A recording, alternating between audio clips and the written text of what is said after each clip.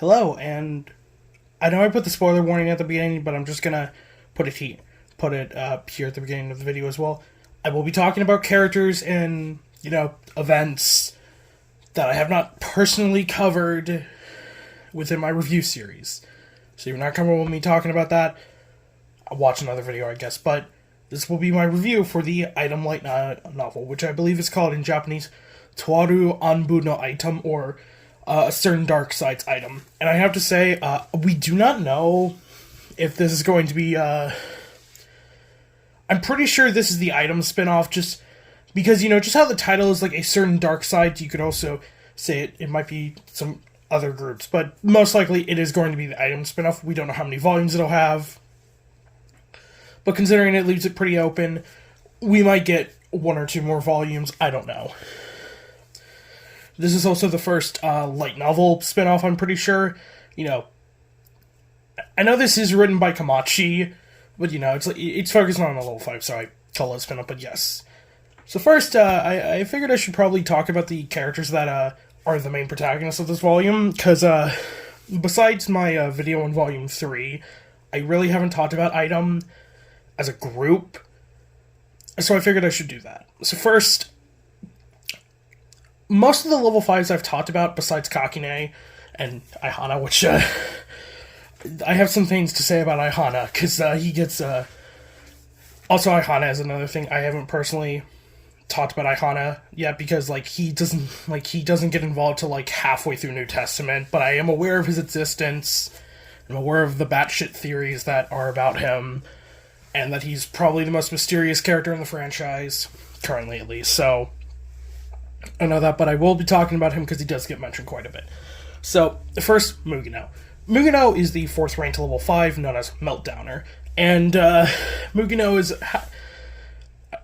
I was trying to think for a while, it's how do I open this video and talk about Mugino? Mugino's a crazy bitch, to say the least. She's probably the most unstable of the level 5s, temper-wise. Mugino is just someone who is has a short temper. Things piss her off very easily. And her ability, Meltdowner, I didn't write down how they describe it, but, she essentially fires lasers. She fights using lasers. But it's also, as seen with the Sisters arc and Railgun, it's also somewhat similar to Misaka, because it's able to interrupt with electricity waves, that kind of thing.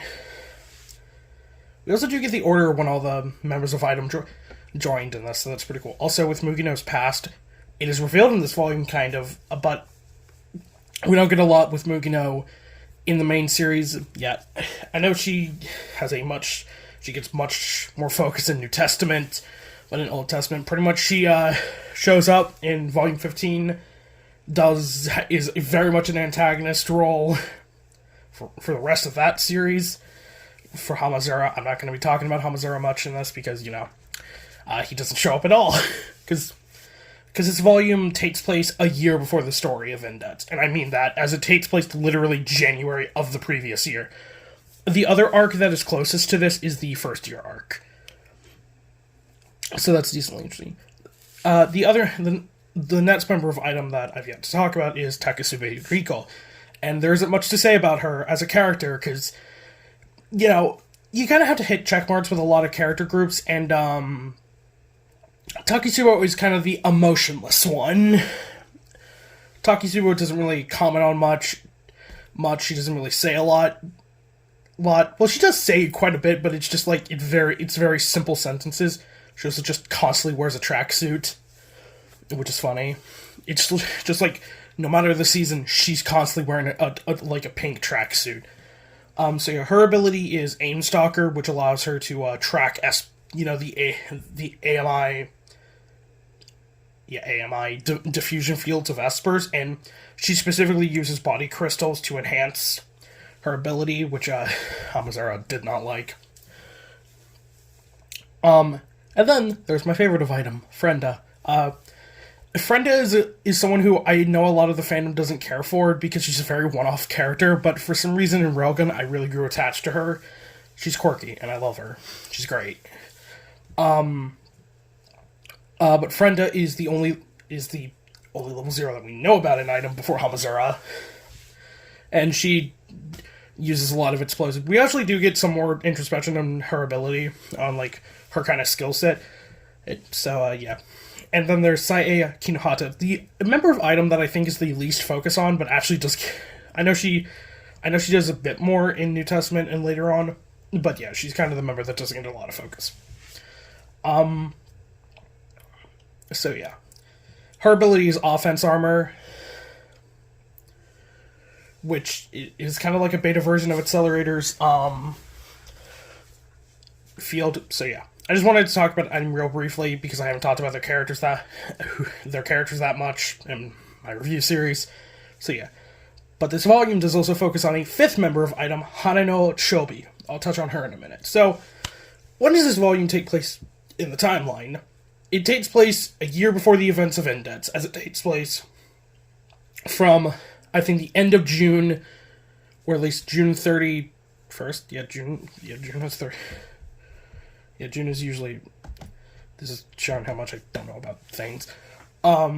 And then the events of the arc take place from July 1st to July 31st. So yes, it does literally take place exactly a year from the Indets and level upper arc.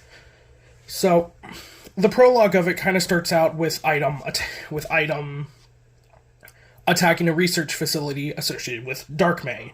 I haven't talked about the Dark May project, simply because I have not covered the Kakane spinoff, but the Dark May project is covered more in there, and basically, it was a project trying to imbue Espers with the thought process and brain kind of functions of Accelerator. Less so his ability, and more so his, because Accelerator is insanely smart. That's kind of why he's so strong. It's not just the fact that Accelerator is stupidly strong in terms of his Esper ability, but he's also really intelligent. He fought Kakane and was able to figure out dark matter within just a couple of minutes. It's insane. So they attack this facility, kill a bunch of people.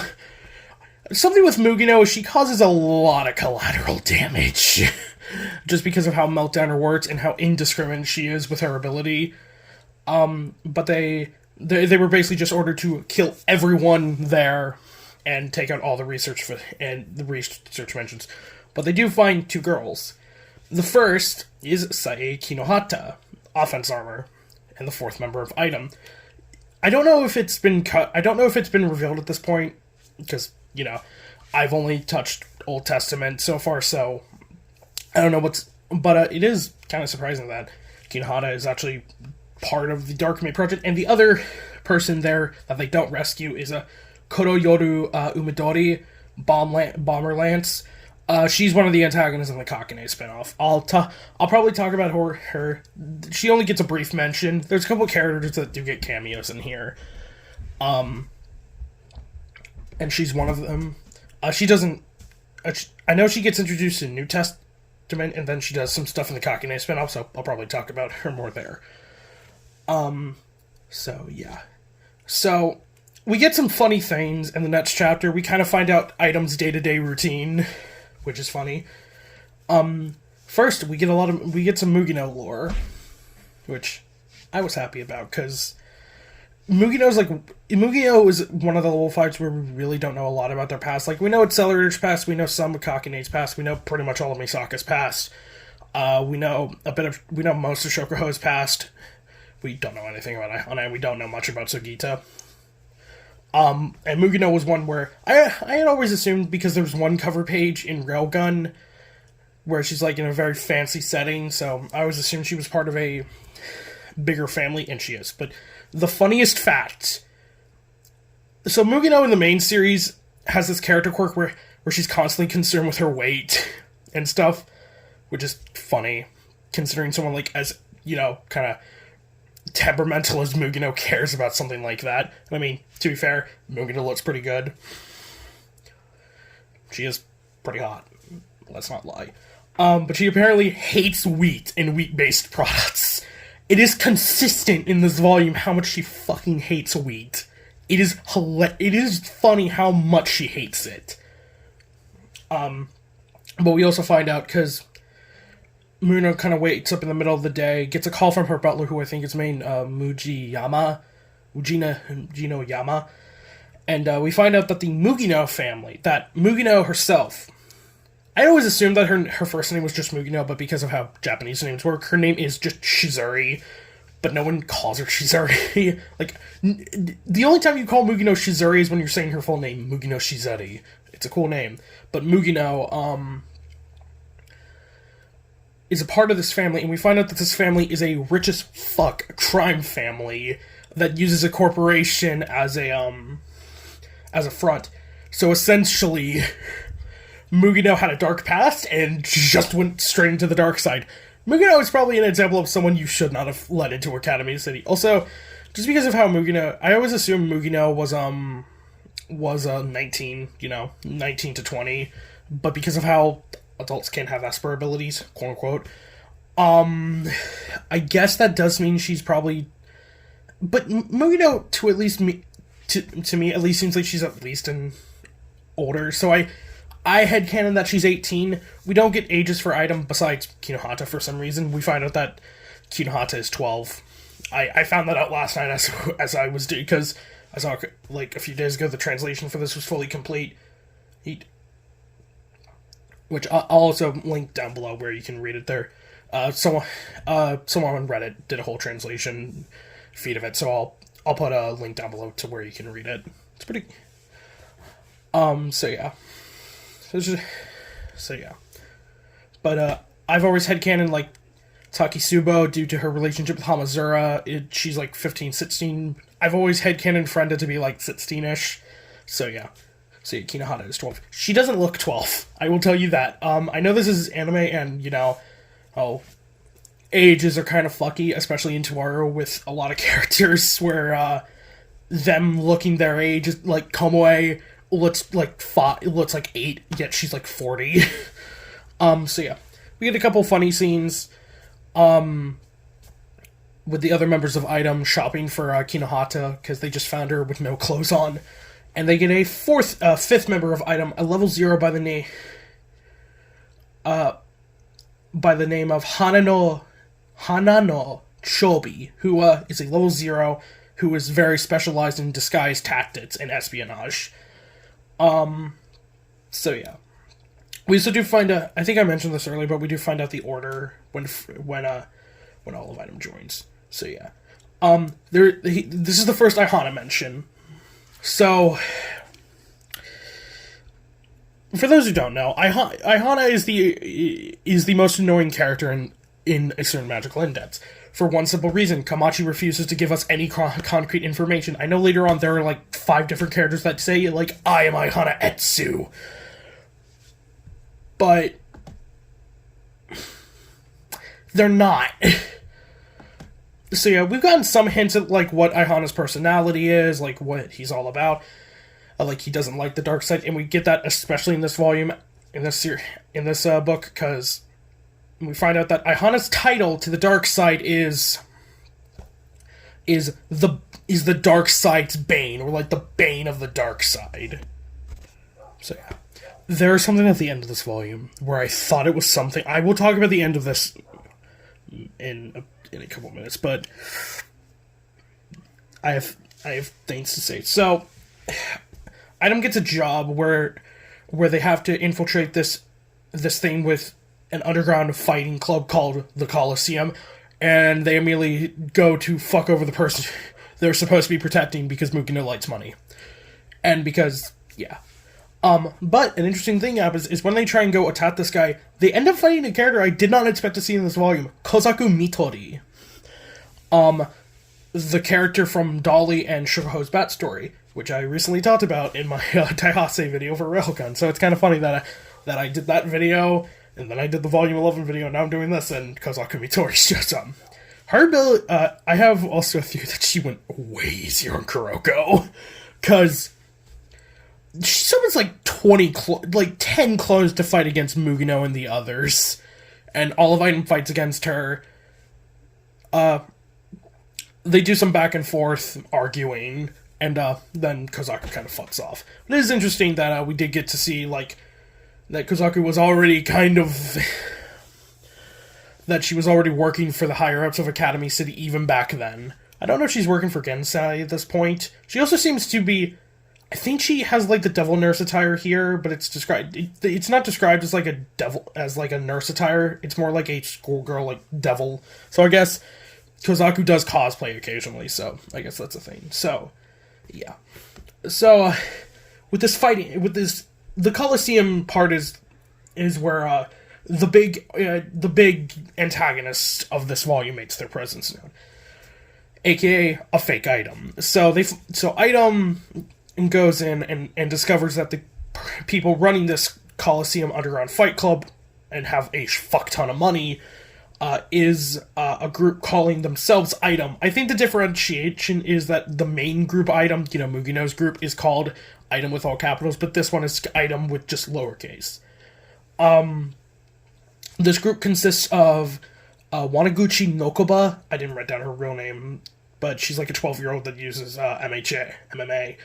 Inoue Las Pensia, an art student. Hanayama Kametsu. The funniest, because she's a level 0 who uses a fucking scooter to fight. She gets completely vaporized by Mugino. Like, Mugino usually just only half vaporizes people. She fully vaporizes this chick. And then the leader, I'm only saying her last name once, Ibo Tano Kikoji Kaede. If I had a nickel for every fucking time there was a Tokyo Wadai student with a stupid to pronounce last name, I'd have 2 nickels, which isn't a lot, but it's weird that it happened twice. There's another, I forget her name, but one of the characters in the first year arc that kind of serves as Misaka's, little group there, also has a really stupid last name to pronounce, and I thought for a second it was her, and I'm like, what the fuck happened to you? But no. So she's a Tokyo Wadai student claiming to be Aihana. Here's the interesting thing, though. Here's the interesting thing about this. Because everyone else who has called themselves Aihana, they just call themselves, I am Aihana Atsu. But this chick, Kaede, she specifically says she's only level 6. She's only number 6. So it makes me think that she didn't even know Aihana's true identity. Or, like, his quote-unquote real identity, because Aihana.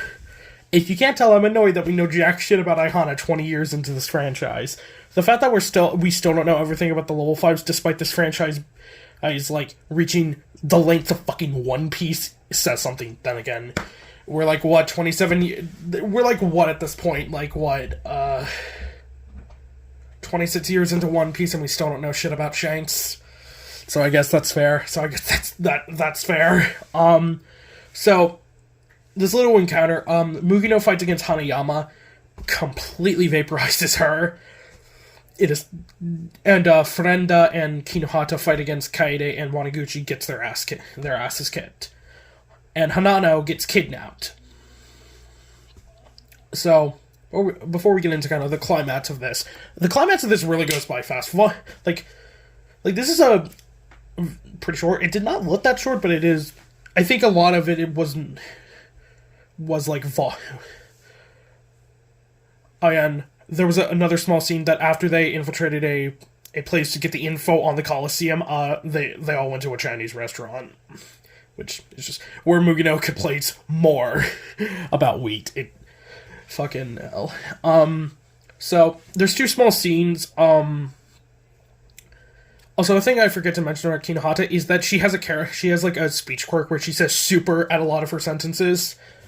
So yeah. So we get 2 small scenes. Number 1, we get a scene of Frenda and her sister, Fremia, who, I'm very happy we got to see them interact a little bit, because by the time Fremia gets introduced, I know she gets introduced right at the start of New Testament. Frenda's already dead. She's been dead for, 7 volumes at that point, several years in the timeline.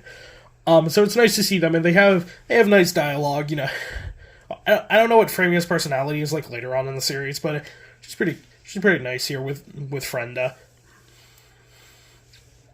And Fremia's like, I want to grow. So yeah. But there's also another scene I didn't even kind of realize this, but when you actually think about it, Takisubo is someone who you would not think is a member of the dark side. Because she's pretty chill, and her ability isn't even that. I mean, sure, it's very useful for reconnaissance and tracking people, but like, so Kinohata kind of asks her about this first by like, why does Mugino care? Mugino seems like someone who doesn't really care, and it feels like Takisubo is the one who really understands Mugino the most. She kind of just says to Kinohata, it's like, Mugino does care. She does care about her teammates, which, considering the thing that made her ultimately snap was Frenda betraying her, does make a lot of sense. Because it's like, you could very much say that Mugino is a character who doesn't care about her friend, doesn't care about Item. You know, she doesn't care about Kinohata, Frenda, or Takisubo, or Hamazura. But she does. But it's just like her getting attacked by Kakine, and then finding out she was betrayed by one of her closest friends. Yeah, it's no wonder why she snapped as badly as she did in the Battle Royale arc. At least in the anime. It could be completely different within the light novel. We'll see. I wish this came out when I was doing that instead of right now, but you know, whatever. But we find out that Takisubo joined the dark side because she was falsely arrested for something. We don't actually find out what it was that she was falsely arrested for. But she was going to be falsely arrested, and then Mugino stepped in and saved her. And then she joined Item. We get another scene where, in Tokyo Wadai, because Kaede is a student in Tokyo Wadai. I believe she's a second year. Which, and it's kind of wonder why we don't see her in the current first year arc, because I don't think she's not involved at all. But of course, this is I'm pretty sure the first year arc takes place in like April of that year, and then this takes place like 2 or 3 months later. I think 3 months later. I'm bad at calendars. We do see a small scene of Misaka and Kaede interacting, and Kaede asks Misaka, it's like, have you ever fought against one of the level 5s? And Misaka's like, what? No, but not counting Shoko. also, it is a small thing, but we do get official confirmation that at least at this point in the series, a year before that, at least we know that all of the current level 5s have been level 5s for well over a year for much longer, because I believe it's Kaede who mentions that she does go down the list of all the level 5s, you know, Accelerator, Kakine, Misaka, Mugino, Shokuho, Aihana, and Sogita. So all of them have been level 5s for well over a year at this point. So yeah.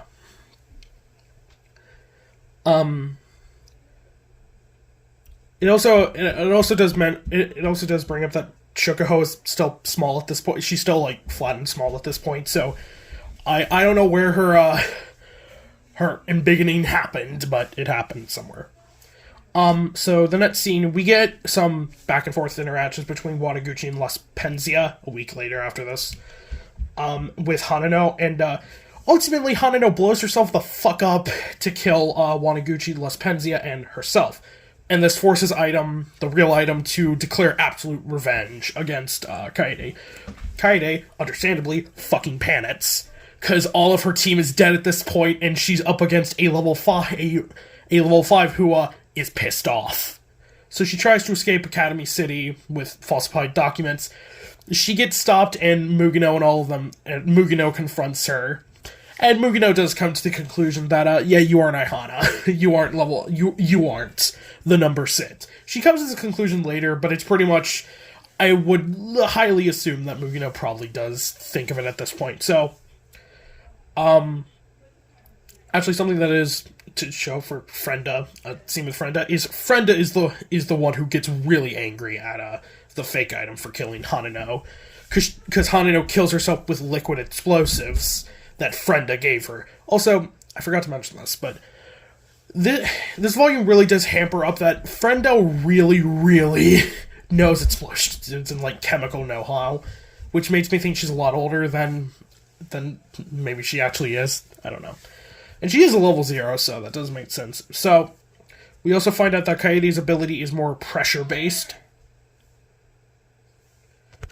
And I'm pretty sure Mugino does the thing that she did against Misaka, where she throws up a metal panel and then shoots her meltdowner at it, and it goes into multiple beams. She does that and vaporizes Kaede's lower half, killing her. So yeah, we get some small interactions between Takisubo and Mugino, and then that's the end of the book. Yeah. There's a couple other things. Something that is kind of funny about Kinohata is she really, really likes movies, which I know this is touched on in the main series, but this is my first time interacting with that, and it's funny. So, yeah, I would say this is an overall good volume, and I'm glad that Mugino got a spinoff. Also, to mention before I talk about the big thing, the thing at the very end. Oh boy, I'll talk about that in a sec. Is that this light novel is going to be receiving an anime adaptation. I was going to make not an anime adaptation, manga adaptation. I fucked up there. Manga adaptation by an artist by the name of Strelka, who, okay, I have to talk about them real quick because I was tempted to make a video on this when we actually got that announcement. But Strelka is an artist that I was curious because, you know, whenever we get a new manga spinoff, the artist is usually pretty unknown, like Matoe. Is it Matoe? I forget. The author of Railgun, they've only pretty much done Railgun, you know, Arata Yamaji, the author of Accelerator, he's only done Accelerator, besides that other serialization that got canned in 2 years. So I was curious if Strelka, the illustrator for the item manga, has done anything else, and I didn't know this, but I discovered that they did a series that's the sequel to Akame ga Kill alongside Takahiro, and I did not know that got a spin-off, that got a sequel, and apparently it is very horrible. So hopefully that does not speak bad things for the item manga. So the end. So okay, so take this the last of this with a grain of salt. So there is an ending port. So the end of this book is interesting. So we find out Hana now lived. She did not die. I don't know how she survived, but I think she had a decoy, and that's how she survived. But we find out that she isn't a young teenage girl who is very shy and kind of puppyish. No, she's actually in her 20s, and I think she's the item liaison. I think that's what's implied. But there's how she talks about some of this shit makes me think she's in leads with Ihana, because she talks about the dark side, and in a very much way that I feel like that Ihana would also talk about. I don't know. But yeah, Hanano, and if this does get, and Mugino and the others do discover that, yeah, her coffin is empty, so she is definitely alive, and Mugino kind of questions, like, who were you, Hanano? So yeah, so this does get a sequel, a volume, yeah, that's definitely, so, yeah, I really like this volume, because, what it does for Mugino, it makes Mugino a much more interesting character to me. And I do like her a lot. Also, her fascination with staying fit, despite being, like, looking pretty good, and her hatred of weed is pretty funny. Also, the fact that she's from a fucking crime family is great. But yeah. Also, of course, I like a new friend to content. I'm a friend and enjoy her. I love her. She's great. She's a very quirky girl. I'm glad we got more content with her. And it's nice to get more, like, introspection on, like, Kinohata and Takisubo. Maybe they'll skip forward to when we see Hamazura join, because I am interested in how he joined Item. So, yeah. I think that's all I have to talk about. Nothing like revelations with any Esper abilities. Like, all the Esper abilities introduced are pretty okay. The only one that is kind of interesting is Kaede's, the pressure-based one, but it works like other Esper abilities.